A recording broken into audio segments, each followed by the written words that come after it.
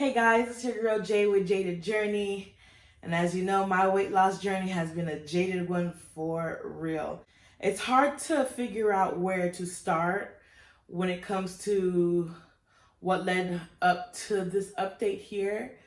So I'm just going to tell you guys all about it and insert some of the videos that I have been recording since I last stopped recording, just so you guys can get a feel about exactly what's been going on. So the last one I did was an update to what was gonna be like my countdown to New Year's and just restarting fresh again. And the day after I posted that video, my stepdad had a major stroke on his way to work. He was driving home. Well, he wasn't driving home. It was like 7 o'clock in the morning. He was driving to work, and the police stopped him because he was driving on the other side of the road. And when the police stopped him, I guess the police officer was saying, like, "Are you drunk? Are you on drugs?" And he was like, "No, no." And my dad is a Haitian. So if any of my subscribers know, Haitians, they're usually uber religious. They don't believe in any of that. They think you're just a hoodlum just because you got dreads. Like, he's a straight and narrow guy who goes to church every Sunday. And they're like, "Yeah, are you on drugs? Are you doing this? Are you doing that?" He said no to them. He kept saying he's having a headache. He has a huge headache. And they were making him do like all these tests, like to see if he was drunk, like to walk a straight line.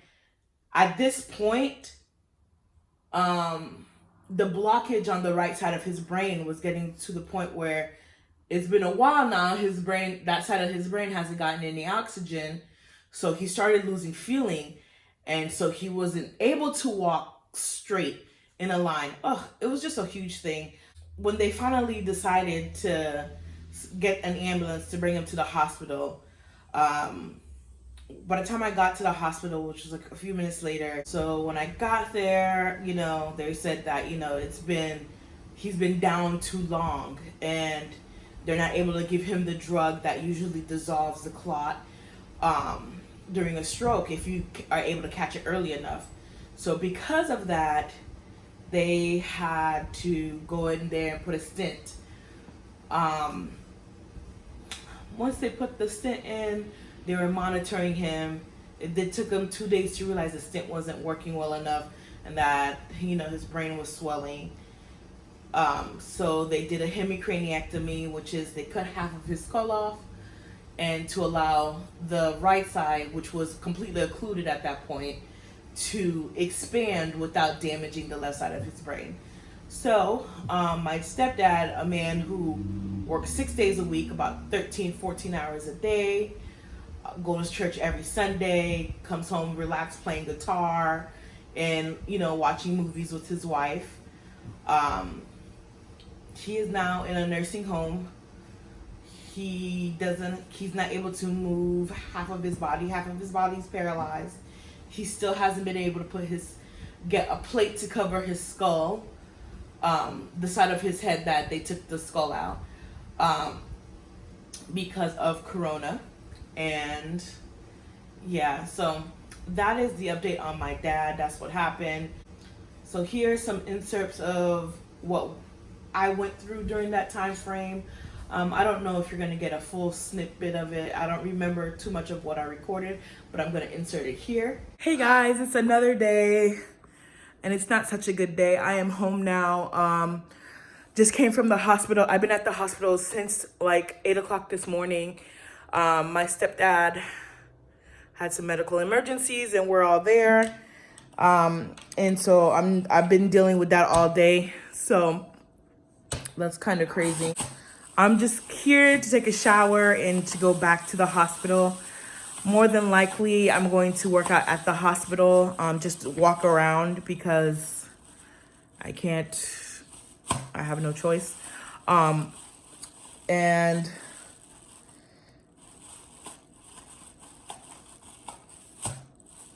I can't really think right now. It's just a lot been going on. Um, what I was trying to say. Spit it out, spit it out, spit it out. This is gonna be a horrible video. I haven't eaten anything yet. I haven't drank any water. It's just,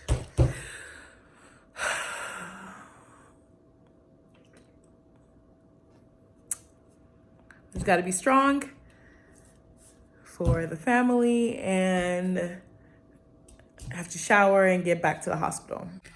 Hey guys, my hair looks a mess, but I haven't really picked up my camera, or my phone I should say, to record anything. Not yesterday. So I told you that my dad was in the hospital. He had a stroke, and I've just been trying to manage that. We had family that came in yesterday, and I was driving back and forth from airport to train station to bus station, trying to get everybody here. It's just a lot been going on. I'm finally at my apartment now. I'm still outside. I just wanted to say that I haven't stopped, trying to work out, but there's a lot going on right now. So my dad has been improving. They took him off the ventilator, so that is super amazing. I'm still doing what I need to do in order to lose weight this year. It's very important for me to make sure that my health is a priority, because my dad is the type of guy that he wakes up every morning and goes to work and does what he needs to in order to pay the bills, to take care of his family and everything. And because he wasn't focused on his health, this tragedy happened. And like, he wasn't even feeling well that morning, and his neck was stiff. Like, he had all the signs of like early stages of a stroke, but he didn't know that's what it was, because he's had those symptoms before. And now that I think back on it, maybe that was just like a sign that he needed to go to the doctor. And the funny thing is, that Friday before he had the stroke, he went to the doctor, which is so crazy, and didn't notice anything. But anyways, I digress. I forgot what I was saying. But what I'm saying is that focus on your health, because you never know. Life is so short. You never know what will happen. And I wanted to sit there and have this amazing first video, but that didn't seem to happen because I didn't have the time. Good morning, y'all. Sorry. I'm just coming from the hospital. Every time I see my dad, I'm just like, it's just hard, because he was such a self-sufficient man, and now he doesn't talk. He still can't move anything on his left side. It's just, I don't know, it's just so sad. And to see my mom, and like the whole dynamic of everything has changed and shifted, and it's hard to wrap my head around it. But that is not what I started recording for, so I'm sorry.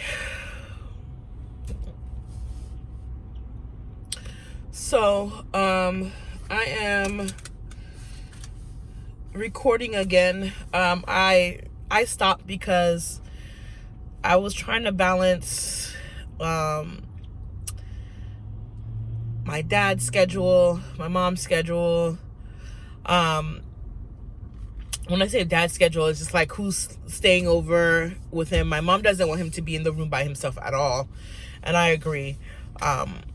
When you have family members in the hospital all the time, they know that's the room to go to, that's the room to take care of, that's the room you got to change, move him. And whenever we see it's past like the 2 hour, almost 3 hour mark, we always call them to come in and adjust him in the bed and stuff like that. So I had to make sure. We just been getting accustomed and used to everything, and we have family members coming in and out, visiting and stuff. So it's just been, I guess we're not putting blinkers on this morning. Okay, thanks. We just getting used to everything. I need to go put some gas in my car. But so that's what we've been basically doing for the past almost a month now. I still haven't posted the video. It's just, I don't know, guys. It's so hard, but we're getting through it. So everything that happened with my stepdad, he was the breadwinner in the family, or should I say in the household, in my mom's household. So my mom went to work, does work, but my dad, proud Haitian man, he pays all the bills in the house. He doesn't ask his wife for anything. So because of that, my mom wasn't too certain of where to pay all the bills and stuff like that. So I had to take over. I do help my mom with the bills and everything like that. So that is a responsibility that I've never had before. And for my mom to look to me to help her to do stuff like that, it took me a while to adjust because my world flipped. Now I was the caregiver and I was the person who used to ask my mom for everything, and now it's the other way around, and it's jarring. That really has made me feel more of an adult, and she really does treat me like an adult most of the time. She really does treat me more like an adult and a friend now, which is crazy to me because I never thought me and my mom would have that type of relationship. We literally was on the phone the other day and we were having full-blown conversation, gossiping with each other, and me and my mom don't do that. It's like that meme where they're like, we ain't never did this before. But yeah, that's one of the silver linings of this whole entire experience, is that my mom does see that I have matured and grown a lot in the past couple of years, and it proved to me that I have done it. And now that other people see it, my mom, she was a tough cookie to crack with that one, but she does see it now. Also, Corona happened. Oh gosh, I'm an introvert, so it's not that I'm not okay with being by myself, or it's just the whole ordeal of people getting sick, people dying. I'm afraid of killing someone else. I don't understand how people can just go out willy-nilly and be like, this is a fake thing.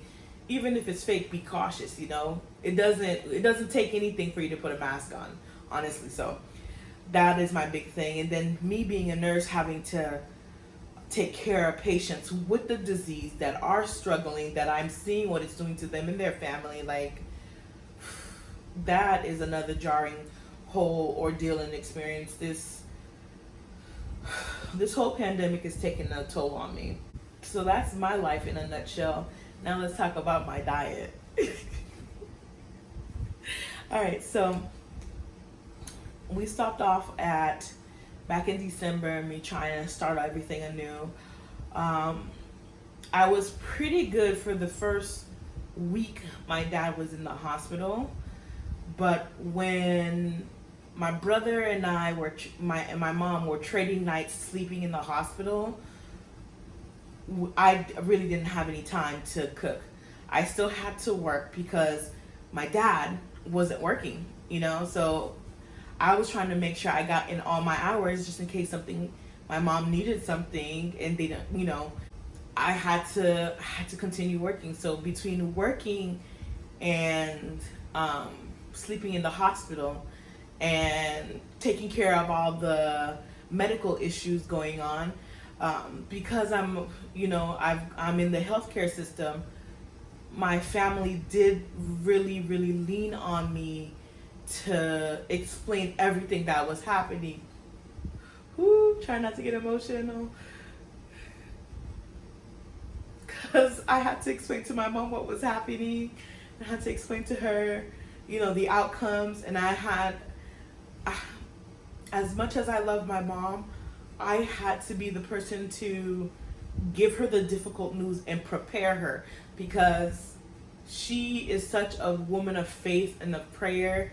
She couldn't believe that anything worth more than, like, she really did think that he would be 100% back to normal. And I had to be that person to, like, make sure her feet were planted firmly in the ground, because I was there before he went into surgery and she wasn't being able to get there, and I saw how he was talking and how he was, and he couldn't move anything, and what the doctors were saying, and I comprehend everything they were telling me, and it had to be one of the worst moments in my life when I had to explain that to my mom. But I was the one explaining everything to the family and trying to make sure they understood what was going on, and it's just hard because you never want to be a bearer of bad news. I know I don't. That is, like, I never want to do that again. So my going through that whole process, my diet completely just went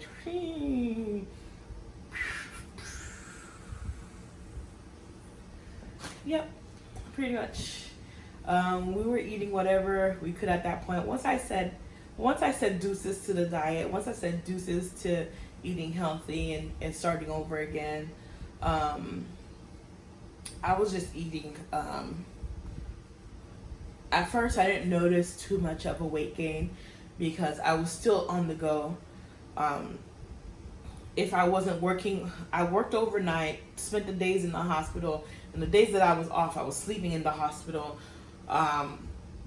It wasn't until 2 months, so sometime in February. It wasn't sometime in the middle to the end of February when he was finally getting released from the hospital from ICU. He went to ICU for a very long time. Then from ICU, he spent a week in med-surg before they actually sent him to the nursing home. It wasn't until he finally went into the nursing home that I started sleeping in my own bed again. And by then, the diet was already out the window. I wasn't cooking. I was so used to that point to just eating out. I had food in the freezer that was there since December sometime, and it was already like February or March, and like stuff in the fridge were like, so I had to go ahead and clean all that out, and I kept trying to get back on track, but it was either one thing or another that came in the way of that. I was still in school. Coronavirus happened around that time, and then we're not able to see my dad at all because the nursing home shut down, and they wouldn't allow visitors in there. And so during Corona, I was busier than ever at work. So Corona happened. Oh gosh. It was, the media was such like, they were fear mongering like everyone into panicking. So we weren't, people out of toilet paper, like paper towels.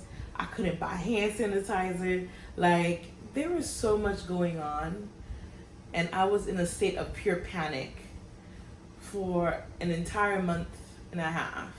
So what I do when I'm anxious, I eat. I can't see my stepdad. I'm working all the time, and there's a whole pandemic happening around me. The world is crashing and burning. I had already broke up with my dude back in October, November. And so now I'm just like, oh no, the world's ending and I don't even have anyone. But what I can say during the pandemic, what really has helped me so far is I'm okay with being single. I am super okay and loving it. I found things that made me happy. I'm doing things that excite me, and I am having so many epiphanies about traumas in my life and working through them. And like, this has been a very enlightening time for me. So much so that I have been ready to take on the next phase of my life and take on the next steps in my life and have a plan and have ideas and have, I'm just so excited for what's coming up next. We're getting my dad home finally. I during this whole process, I've been trying to figure out ways how to get him home, how for us to take care of him and figure things out. And we finally figured out a way, so he's coming home soon within the month. I'm so excited. I'm ready to take on weight loss again. So much so that I even decided to start recording again, and that's why I'm giving you guys this update. I've been, for the past 2 months, I've been working on figuring out what my triggers are, trying to like manage my eating habits daily, trying to start building momentum to exercise. Because let me tell you, when I was at my extreme heaviest during this pandemic, I did record me getting on the scale. When I was at my extreme heaviest during this pandemic, just getting up to walk to the kitchen to get a glass of water had me like. So I am just extremely happy that I just took the couple of months just to figure me out with weight loss. So first, I found things that made me happy. I had time to change my mentality on how I think about things, and I'm just so excited for what's to come next. And because of that, I want to go ahead and bring you guys on my journey. Now, if any of you out there are seriously tired of what's been going on and want to make some changes, I also realize the only thing that's stopping you from achieving anything you're trying to achieve is the actions you put towards it. So if you're not putting any action towards getting healthier, any action of working out to lose weight, then what you doing? What are you doing? And that's the question I ask myself every day now for the past 2 months. It's like, you keep saying you want this, you keep saying you want this, but what are you doing? What are you physically doing right now, physically and consciously doing to make the changes happen? If you can't answer that, then you're not ready yet. You're not ready yet. Because once you're ready to answer that, you'll be able to get up and walk or do whatever you need to do to get to where you need to be. Okay? All right, that's my little Jade, how should I call that? And that's my Jade start of the day. Thank you as always for watching my videos, for everyone who's been commenting for the past almost year now. How many months has it been, guys? 8 months. For the past 8 months, you guys have been sending me messages and everything and asking me, am I coming back? I am back. I am here. I am here to stay. And you guys will be able to see the progress my dad makes with us too. Thank you for watching. I'll see you next time.